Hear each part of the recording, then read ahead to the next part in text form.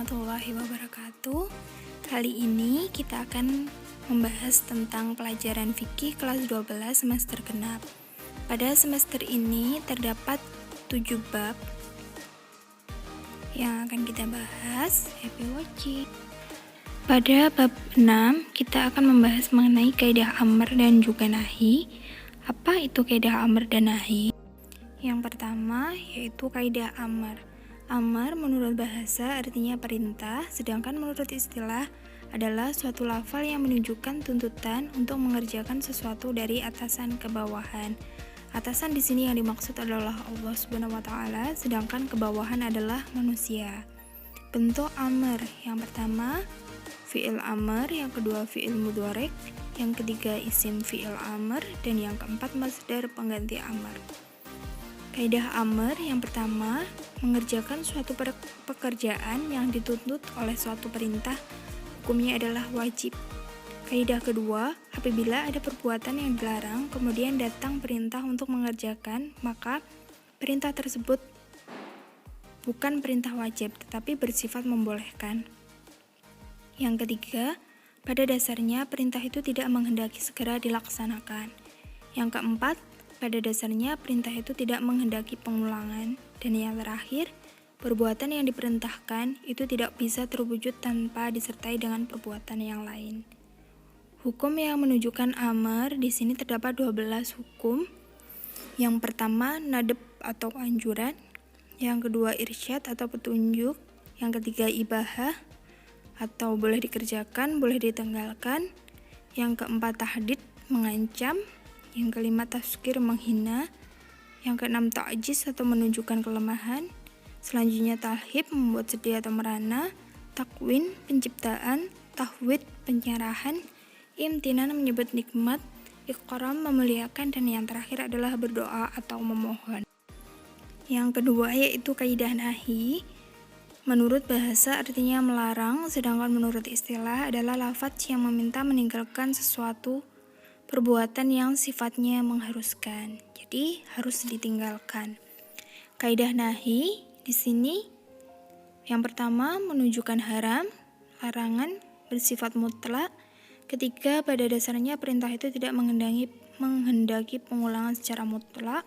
Dan yang terakhir, larangan terhadap sesuatu itu berarti perintah kebalikannya.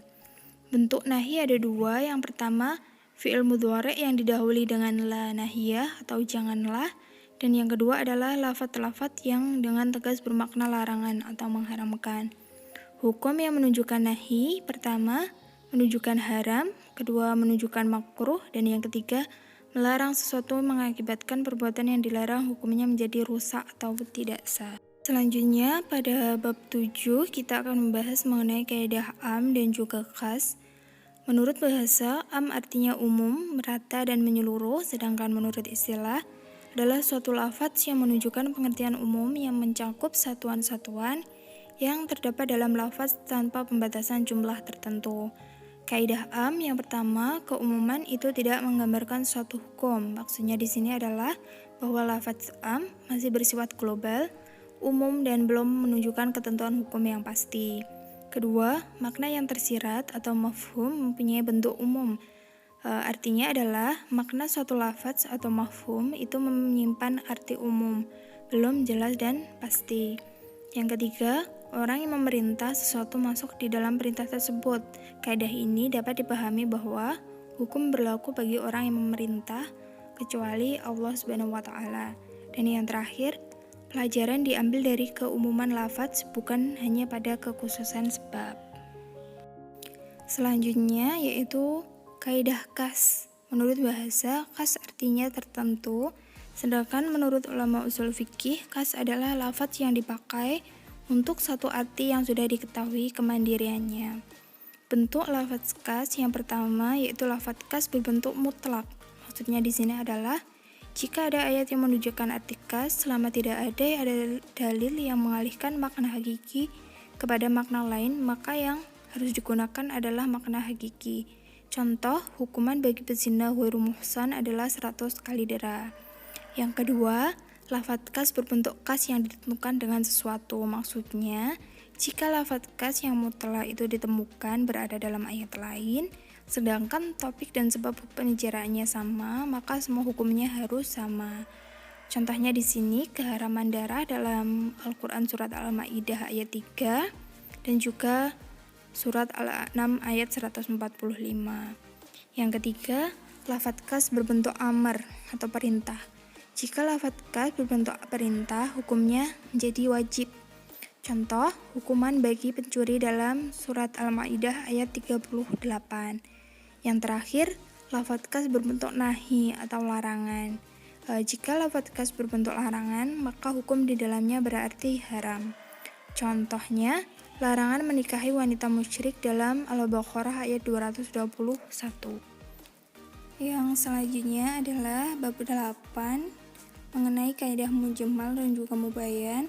Yang pertama, mujmal. Menurut bahasa artinya global atau terperinci, sedangkan menurut ulama ushul fikih, mujmal adalah lafadz yang maknanya mengandung beberapa keadaan dan juga beberapa hukum.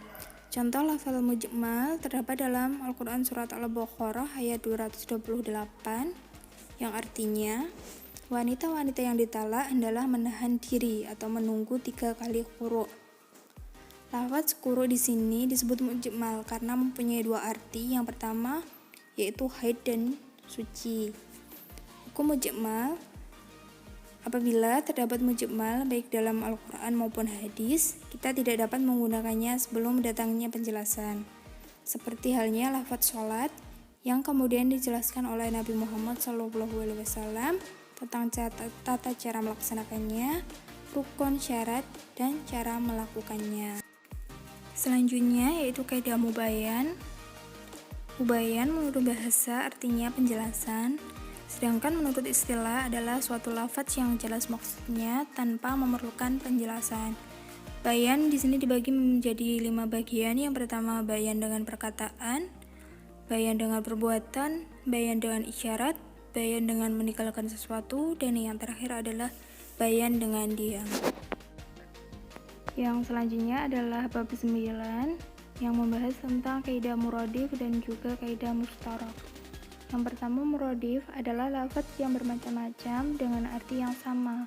Muradif sama artinya dengan sinonim, yaitu kata-kata yang berbeda namun memiliki arti yang sama. Hukum lafadz muradif di sini terdapat beberapa perbedaan di kalangan ulama. Apakah 2 lafadz atau lebih yang bersamaan arti boleh digunakan keduanya dalam pemakaian atau tidak? Menurut pendapat yang terkuat, yaitu menempatkan 2 muradif pada tempat yang lain itu diperbolehkan apabila ada ketetapan syara'. Menurut pendapat lain, menempatkan masing-masing dari 2 lafadz muradif di tempat yang lain adalah boleh apabila lafadz tersebut dari satu bahasa. Selanjutnya adalah kaidah mustarak. Mustarak adalah suatu lafadz yang mempunyai 2 arti atau lebih. Contohnya di sini adalah lafadz dhahaba yang memiliki 2 arti, yaitu pergi atau hilang. Lafadz quru' yang mempunyai 2 arti juga, yaitu masa suci atau masa haid. Hukum lafadz mustarak menurut jumhur ulama termasuk Imam Syafi'i, Qadhi Abu Bakar, dan Abu Ali Al-Jubai berpendapat penggunaan mustarak menurut makna yang dikehendaki ataupun untuk beberapa maknanya diperbolehkan. Sedangkan menurut Abu Hashim, Abu Hasan Al-Basri, dan ulama lainnya berpendapat bahwa penggunaan mustarak menurut makna yang dikehendaki ataupun untuk beberapa maknanya tidak diperbolehkan.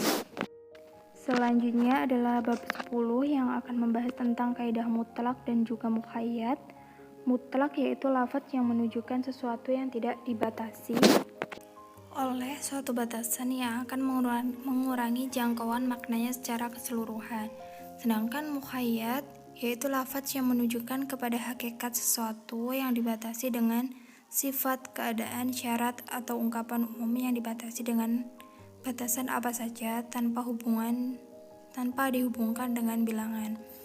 Hukum mutlak ditetapkan berdasarkan kemutlakannya sebelum ada dalil yang membatasinya. Sedangkan hukum muqayyad tetap dihukumi muqayyad sebelum ada bukti yang memutlakannya. Selanjutnya adalah bab 11 yang akan membahas tentang kaidah dzahir dan juga takwil. Menurut bahasa, takwil adalah tafsir atau penjelasan atau uraian.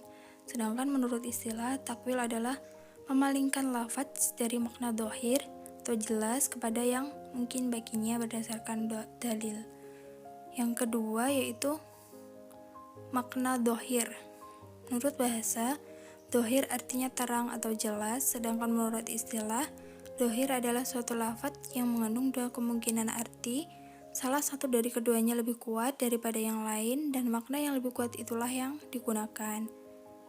Syarat-syarat takwil yang pertama harus sesuai dengan ketentuan bahasa atau kebiasaan pemakaiannya. Yang kedua, ada dalil yang menunjukkan bahwa yang dimaksud dengan lafadz itu adalah makna atau arti yang ditakwilkan. Dan yang ketiga, apabila takwil itu didasarkan kepada qiyas, maka hendaklah qiyas jali dan bukan qiyas kafi. Contoh dari kaidah dhohir yaitu kata asyadun yang memiliki arti macan dan juga laki-laki pemberani. Di sini memiliki dua makna. Yang pertama, makna yang lebih kuat yaitu macan, sedangkan makna yang lebih lemah laki-laki pemberani. Jadi yang digunakan yaitu makna yang lebih kuat, yang macan. Bab terakhir di sini akan membahas tentang kaidah mantuk dan juga kaidah mafhum. Yang pertama, mantuk adalah lafadz yang kandungan hukumnya dipahami dari apa yang diucapkan. Dengan kata lain, mantuk itu adalah makna yang tersurat atau terbaca. Pembagian mantuk di sini dibagi menjadi dua. Yang pertama, mantuk nas, yaitu lafadz-lafadz yang artinya sudah pasti dan jelas, tidak ada kesulitan dalam memahami dan memberikan arti. Oleh karena itu, lafadz tersebut tidak mungkin ditakwilkan. Yang kedua, mantuk dhohir, yaitu suatu perkataan yang menunjukkan suatu makna, tapi makna itu bukan yang dimaksud. Yang terakhir yaitu kaidah mafhum. Mafhum adalah suatu lafadz yang kandungan hukumnya dipahami dari apa yang terdapat di balik arti mantuknya. Atau dengan kata lain, mafhum itu disebut dengan makna tersirat dari suatu lafadz. Pembagian mafhum dibagi menjadi dua. Yang pertama, mafhum muwafaqah yang itu menetapkan hukum dari makna yang sejalan atau sesuai dengan makna mantuknya yang diucapkan. Contohnya haram memukul orang tua dan hal-hal yang menyakiti orang tua. Yang kedua yaitu mafhum mukhalafah yang dibagi menjadi 4 bagian. Yang pertama, mafhum dengan sifat, yang kedua dengan syarat, yang ketiga dengan adat atau bilangan, dan yang terakhir dengan laqab atau gelar. Mungkin cukup sekian pembahasan kita kali ini. Untuk lebih jelasnya, teman-teman bisa membaca di buku paket pelajaran fikih kelas 12. Ada kurang lebihnya mohon maaf. Wassalamualaikum warahmatullahi wabarakatuh.